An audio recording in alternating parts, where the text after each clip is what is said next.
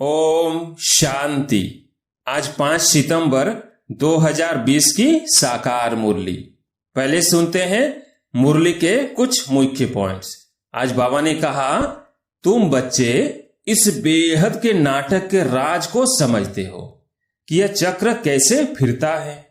इस समय जो कुछ प्रैक्टिकल में होता है उसका ही फिर भक्ति मार्ग में त्योहार मनाते हैं। फिर आगे बाबा ने कहा, मनुष्य किसी की भी तिथि तारीख आदि को बिल्कुल नहीं जानते हैं। लक्ष्मी नारायण राम सीता के राज को ही नहीं जानते। 2500 वर्ष में जो आए हैं उनको जानते हैं, परंतु उनसे पहले जो आदि सनातन देवी देवता थे उनको कितना समय हुआ कुछ नहीं जानते। फिर बाबा ने कहा, अंडरस्टैंड, पुरानी दुनिया खलास हो जाएगी। मकान आदि तो अर्थक्वेक में सब खलास हो जाएंगे, क्योंकि नई दुनिया चाहिए। नई दुनिया थी जरूर। बाबा ने कहा, आसुरी मत से हम उतरती कला में जाते हैं, ईश्वरीय मत से चढ़ती कला में जाते हैं। ईश्वरीय मत देने वाला एक है, आसुरी मत देने वाले अनेक हैं। माँ बाप, भाई बहन, टीचर, गुरु, कितनों की मत मिलती है। अभी तुमको एक ही मत मिलती है जो 21 जन्म काम आती है, तो ऐसे सीमत पर चलना चाहिए ना। अब मुरली सुनते हैं विस्तार से। मीठे बच्चे, इस बेहद के नाटक में तुम आत्माओं को अपना अपना पाठ मिला हुआ है। अभी तुम्हें यह शरीर रूपी कपड़े उतार घर जाना है, फिर नए राज्य में आना है। आज का प्रश्न, बाप कोई भी कार्य प्रेरणा से नहीं करते, उनका अवतरण होता है। किस बात से सिद्ध होता है? उत्तर, बाप को कहते ही है करन करावन हार। प्रेरणा का तो अर्थ है विचार। प्रेरणा से कोई नई दुनिया की स्थापना नहीं होती है। बाप बच्चों से स्थापना कराते हैं। कर्मेंद्रियों बिगड़ तो कुछ भी करा नहीं सकते, इसलिए उन्हें शरीर का आधार लेना होता है। ओम शांति। रूहानी बच्चे रूहानी बाप के सामने बैठे हैं, गोया आत्माएं अपने बाप के सम्मुख बैठी हैं। आत्मा जरूर जिस्म के साथ ही बैठेंगी। बाप भी जब जिस्म लेते हैं तब ही सम्मुख होते हैं। इसको ही कहा जाता है आत्मा परमात्मा अलग रहे बहुकाल। तुम बच्चे समझते हो, ऊंचते ऊंचे बाप को ही ईश्वर, प्रभु, परमात्मा भिन्न नाम दिए हैं। परम पिता कभी लौकिक बाप को नहीं कहा जाता। सिर्फ परम पिता लिखा तो भी हर्जा नहीं है। परम पिता अर्थात वो सभी का पिता है एक। बच्चे जानते हैं हम परम पिता के साथ बैठे हैं। परम पिता परमात्मा और हम आत्माएं शांति धाम के रहने वाले हैं। यहाँ पाठ बजाने आते हैं। सतयुग से लेकर कलयुग अंत तक पाठ बजाया है। यह हो गई नई रचना। रचता बाप ने समझाया है कि तुम बच्चों ने ऐसे पाठ बजाया है। आगे यह नहीं जानते थे कि हमने 84 जन्मों का चक्र लगाया है। अभी तुम बच्चों से ही बाप बात करते हैं, जिन्होंने 84 का चक्र लगाया है। सब तो 84 जन्म नहीं ले सकते हैं। यह समझाना है कि 84 का चक्र कैसे फिरता है। बाकी लाखों वर्ष की तो बात ही नहीं।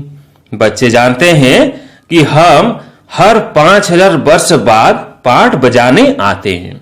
हम पाठधारी हैं। ऊंचते ऊंचे भगवान का भी विचित्र पाठ है। ब्रह्मा और विष्णु का विचित्र पाठ नहीं कहेंगे। दोनों ही 84 का चक्र लगाते हैं।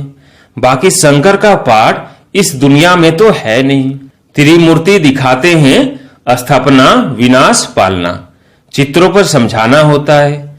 चित्र जो दिखाते हो उस पर समझाना है। संगम युग पर पुरानी दुनिया का विनाश तो होना ही है। प्रेरक अक्षर भी रॉन्ग है। जैसे कोई कहते हैं आज हमको बाहर जाने की प्रेरणा नहीं है। प्रेरणा यानी विचार। प्रेरणा का कोई और अर्थ नहीं है। परमात्मा कोई प्रेरणा से काम नहीं करता, न प्रेरणा से ज्ञान मिल सकता है। बाप आते हैं इन कर्मेंद्रियों द्वारा पाठ बजाने। करण करावन हार है ना, कराएंगे बच्चों से, शरीर बिगड़ तो कर न सके। इन बातों को कोई भी जानते नहीं, न ईश्वर बाप को ही जानते हैं। ऋषि मुनि आदि कहते थे हम ईश्वर को नहीं जानते, न आत्मा को, न परमात्मा बाप को, कोई में ज्ञान नहीं है। बाप है मुख्य क्रिएटर, डायरेक्टर, डायरेक्शन भी देते हैं, सीमत देते हैं। मनुष्यों की बुद्धि में तो सर्वव्यापी का ज्ञान है। तुम समझते हो बाबा हमारा बाबा है, वो लोग सर्वव्यापी कह देते हैं, तो बाप समझ ही नहीं सकते। तुम समझते हो यह बेहद के बाप की फैमिली है। सर्वव्यापी कहने से फैमिली की खुशबू नहीं आती। उनको कहा जाता है निराकारी शिव बाबा, निराकारी आत्माओं का बाबा। शरीर है तब आत्मा बोलती है कि बाबा। बिगड़ शरीर तो आत्मा बोल न सके। भक्ति मार्ग में बुलाते आए हैं, समझते हैं वो बाबा दुख हरता सुख करता है। सुख मिलता है सुख धाम में, शांति मिलती है शांति धाम में। यह है ही दुख। यह ज्ञान तुमको मिलता है संगम पर, पुराने और नए के बीच। बाप आते ही तब है जब नई दुनिया की स्थापना और पुरानी दुनिया का विनाश होना है। पहले हमेशा कहना चाहिए नई दुनिया की स्थापना, पहले पुरानी दुनिया का विनाश कहना रॉन्ग हो जाता है। अभी तुमको बेहद के नाटक की नॉलेज मिलती है। जैसे उस नाटक में एक्टर्स आते हैं तो घर से साधारण कपड़े पहनकर आते, फिर नाटक में आकर कपड़े बदलते हैं। फिर नाटक पूरा हुआ तो वो कपड़े उतार कर घर चले जाते हैं। या तुम आत्माओं को घर से अशरीरी आना होता है, यहाँ आकर ये शरीर रूपी कपड़े पहनते हो। हर एक को अपना अपना पाठ मिला हुआ है। यह है बेहद का नाटक।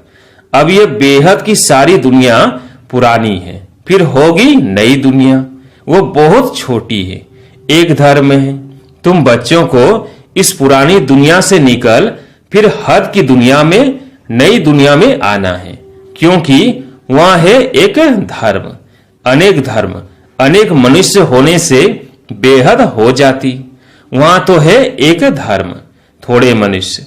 एक धर्म की स्थापना के लिए आना पड़ता है। तुम बच्चे इस बेहद के नाटक के राज को समझते हो कि यह चक्र कैसे फिरता है। इस समय जो कुछ प्रैक्टिकल में होता है उसका ही फिर भक्ति मार्ग में त्योहार मनाते हैं। नंबर वार कौन कौन से त्योहार है यह भी तुम बच्चे जानते हो। ऊंचते ऊंचे भगवान शिव बाबा की जयंती कहेंगे, वह जब आए तब फिर और त्योहार बने। शिव बाबा पहले पहले आकर गीता सुनाते हैं, अर्थात आदि मध्य अंत का ज्ञान सुनाते हैं, योग भी सिखाते हैं, साथ साथ तुमको पढ़ाते भी हैं। तो पहले पहले बाप आया, शिव जयंती हुई, फिर कहेंगे गीता जयंती। आत्माओं को ज्ञान सुनाते हैं तो गीता जयंती हो गई। तुम बच्चे विचार कर त्योहारों को नंबरवार लिखो। इन बातों को समझेंगे भी अपने धर्म के। हर एक को अपना धर्म प्यारा लगता है, दूसरे धर्म वालों की बात ही नहीं। भल किसको दूसरा धर्म प्यारा हो भी परंतु उसमें आ न सके। स्वर्ग में और धर्म वाले थोड़ी आ सकते हैं, झाड़ में बिल्कुल साफ है। जो जो धर्म जिस समय आते हैं फिर उस समय आएंगे। पहले बाप आते हैं, वही आकर राजयोग सिखलाते हैं, तो कहेंगे शिव जयंती, सो फिर गीता जयंती, फिर नारायण जयंती। वह तो हो जाता सतयुग, वो भी लिखना पड़े नंबरवार। यह ज्ञान की बातें हैं। शिव जयंती कब हुई वो भी पता नहीं है। ज्ञान सुनाया जिसको गीता कहा जाता है, फिर विनाश भी होता है। जगत अम्बा आदि की जयंती का कोई हॉलिडे नहीं है। मनुष्य किसी की भी तिथि तारीख आदि को बिल्कुल नहीं जानते हैं। लक्ष्मी नारायण राम सीता के राज्य को ही नहीं जानते। 2500 वर्ष में जो आए हैं उनको जानते हैं। परंतु उनसे पहले जो आदि सनातन देवी देवता थे उनको कितना समय हुआ कुछ नहीं जानते। 5000 वर्ष से बड़ा कल्प तो हो न सके। आधा तरफ तो ढेर संख्या आ गई, बाकी आधा में इनका राज्य। फिर जास्ती वर्षों का कल्प हो कैसे सकता? 84 लाख जन्म भी नहीं हो सकते। वो लोग समझते हैं कलियुग की आयु लाखों वर्ष है। मनुष्य को अंधियारे में डाल दिया है। कहां सारा ड्रामा 5000 वर्ष का है, कहां सिर्फ कलियुग के लिए कहते हैं कि अभी 40,000 वर्ष शेष है। जब लड़ाई लगती है तो समझते हैं भगवान को आना चाहिए, लेकिन भगवान को तो आना चाहिए संगम पर। महाभारत लड़ाई तो लगती ही है संगम पर। बाप कहते हैं मैं भी कल्प कल्प संगम युग पर आता हूं। बाप आएंगे नई दुनिया की स्थापना, पुरानी दुनिया का विनाश कराने।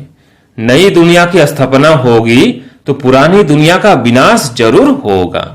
इसके लिए यह लड़ाई है। इसमें शंकर के प्रेरणा आदि की तो कोई बात नहीं।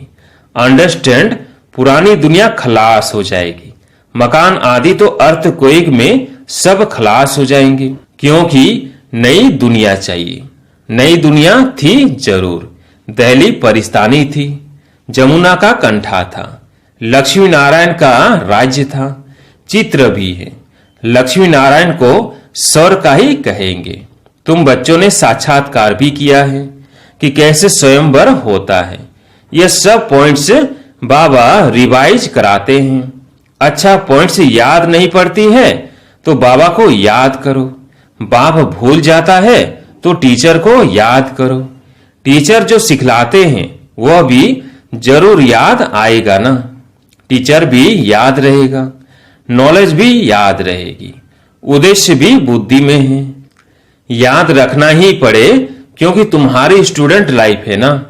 यह भी जानते हो जो हमको पढ़ाते हैं वो हमारा बाप भी है। लौकिक बाप कोई गुम नहीं हो जाता है। लौकिक, पारलौकिक और फिर यह है अलौकिक। इनको याद नहीं करते। लौकिक बाप से तो वर्षा मिलता है, अंत तक याद रहती है। शरीर छोड़ा फिर दूसरा बाप मिलता है। जन्म बाय जन्म लौकिक बाप मिलते हैं। पारलौकिक बाप को भी दुख व सुख में याद करते हैं। बच्चा मिला तो कहेंगे ईश्वर ने बच्चा दिया। बाकी प्रजापिता ब्रह्मा को क्यों याद करेंगे? इनसे कुछ मिलता थोड़ी है। इनको अलौकिक कहा जाता है। तुम जानते हो हम ब्रह्मा द्वारा शिव बाबा से वर्षा ले रहे हैं। जैसे हम पढ़ते हैं यह रथ भी निमित्त बना हुआ है। बहुत जन्मों के अंत में इनका शरीर ही रथ बना है। रथ का नाम तो रखना पड़ता है ना। यह बेहद का संन्यास। रथ कायम ही रहता है, बाकी का ठिकाना नहीं है। चलते चलते फिर भागंती हो जाते। यह रथ तो मुकर्रर है ड्रामा अनुसार। इनको कहा जाता है भाग्यशाली रथ। तुम सबको भाग्यशाली रथ नहीं कहेंगे। भाग्यशाली रथ एक माना जाता है जिसमें बाप आकर ज्ञान देते हैं, स्थापना का कार्य कराते हैं। तुम भाग्यशाली रथ नहीं ठहरे। तुम्हारी आत्मा इस रथ में बैठ पड़ती है। आत्मा पवित्र बन जाती, इसलिए बलिहारी इस तन की है जो इसमें बैठ पढ़ाते हैं। यह अंतिम जन्म बहुत वैल्यूबल है। फिर शरीर बदल हम देवता बन जाएंगे। इस पुराने शरीर द्वारा ही तुम शिक्षा पाते हो, शिव बाबा के बनते हो। तुम जानते हो हमारी पहली जीवन वर्थ नॉट ए पेनी थी, अब पाउंड बन रही है। जितना पढ़ेंगे उतना ऊंच पद पाएंगे। बाप ने समझाया है याद की यात्रा है मुख्य। इनको ही भारत का प्राचीन योग कहते हैं, जिससे तुम पतित से पावन बनते हो। स्वर्गवासी तो सब बनते हैं। फिर है पढ़ाई पर मदार। तुम बेहद की स्कूल में बैठे हो, तुम ही फिर देवता बनेंगे।